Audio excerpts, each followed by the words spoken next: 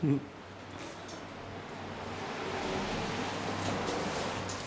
this is Joseph Palmer, the very well-renowned Montreal fashion designer, who is being so kind to join us at our event on July 10th. Parce que souvent je travaille seul et la folie pour les designers, c'est déjà de prétendre qu'on va faire mieux que les autres. Il y a une arrogance dans cette création de prétendre que ça va se vendre, que ça va révolutionner la mode à chaque fois. Et en plus, et je pense quand on est en train de créer, parce qu'il y en a qui ne créent pas, il y en a qui font des vêtements qu'ils veulent vendre, qui travaillent sur un détail.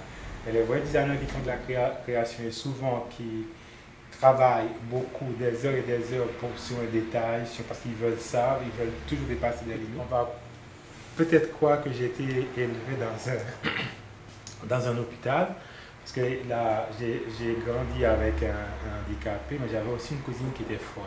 Et sa folie se manifestait, c'est que tous les matins, elle se réveillait, on ne savait pas quel genre de comportement qu'elle va avoir. Elle peut avoir un comportement d'un enfant, elle se met à chanter et à jouer sur le pont d'Avignon. Et le lendemain, elle peut avoir un comportement d'un homme là, qui est prêt à se battre avec tout le monde. La folie, je connais. Les médicaments, il fallait beaucoup de médicaments parfois. Et ma grand-mère, c'était pas agréable de donner un comprimé à quelqu'un pour le calmer. Elle partait souvent aussi en centre, mais loin. C'était quasiment à Port-de-Paix, dans le nord-est au nord-ouest du pays. C'était une île qui avait un centre. C'était sur une autre île qui avait le centre pour eux. Et je pense qu'elle est morte après, c'est pas je pense, elle est morte après dans un centre que nous sommes tous partis. Je connais très bien la folie, j'ai vécu encore une fois et j'ai une vie dramatique. Je voulais juste faire une petite anecdote en parlant de la folie de ma cousine. Cette cousine, elle était rousse t'a acheté une vraie rousse. Et quand je suis rentré à l'école à 5 ans, il y avait une petite rousse. C'était la seule rousse que je voyais, c'était ma cousine folle. Alors pour moi, c'était toutes les rousses qui étaient folles. Alors, même maintenant, quand je vois une rousse, même dans mes défilés, j'ai des mannequins rouges, je les regarde pour voir si elles sont folles. Je fais tout en même temps. Quand je travaille sur une collection, je ne m'arrête pas quasiment pour dormir, je ne m'arrête pas pour manger. La musique, j'écoute au quotidien. Le sport, je le fais parce que souvent, je soulève des choses assez lourdes. Je n'ai pas de voiture, je marche beaucoup. Je peux avoir 3 rouleaux de tissu sous le bras dans le métro. Pour moi, c'est le sport.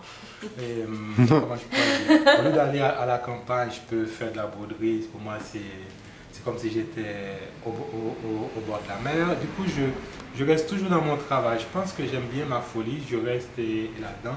Quand je m'éloigne, à un certain âge, quand on s'éloigne, on a assez de déception quand on attend trop des autres.